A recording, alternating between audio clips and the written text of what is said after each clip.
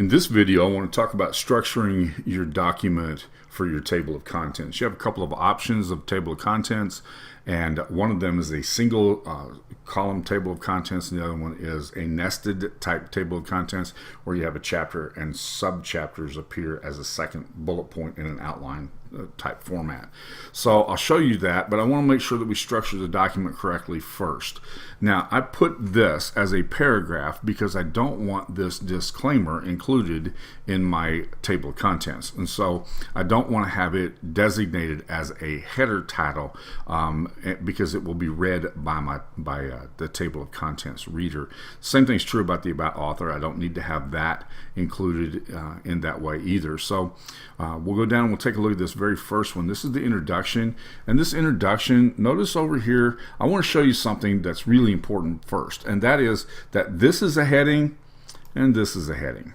Now, this is not read by the table of contents. This one is. There's a big difference between these two. This is designated for every page in the document. This is designated for this particular section in the document. Now, you can change these up here, but this is never read by the table of contents. This is what gets read by the table of contents generator. So make sure you understand the difference between those two. This is going to be an H2 tag, and I can change that to an H1. It depends on how I want this to appear in my table of contents. In this case, I'm going to change it to an H1 tag, and we'll take a look at that, see how that's going to look, okay? Now, I've got a paragraph that's just kind of dangling out here. I don't know whether I'm going to keep that paragraph or not, but this is what we're going to do. My first chapter is chapter 1, Why Do People Fail? That's an H1 tag. I want to check to see if my next tags are correct. And so this is going to be that sub-chapter, and it's an H2 tag. So I have the H1, H2, so they're following the proper nomenclature throughout the document. All right, we can go through and check that just to make sure that that's right, but we're good to go from here. Let's go back up to the beginning of the document. I'm going to bring the table of contents in, and I'll show you this when we do this, okay?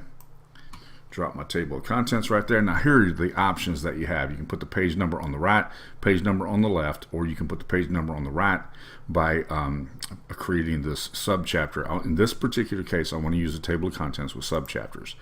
So here you have, and that's the reason for that introduction. I want that introduction to appear like that, okay? Now, look at this, and you can see the reason why I have the two designations, H1 tag, H2 tag.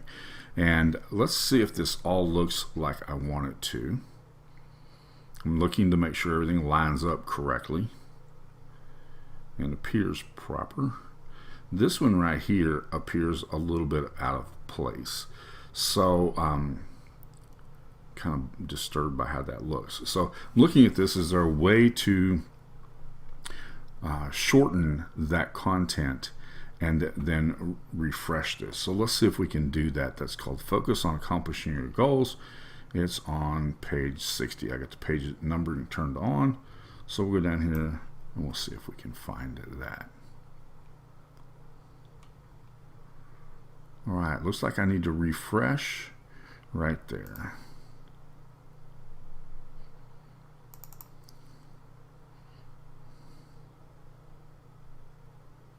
And I can eliminate that word right there.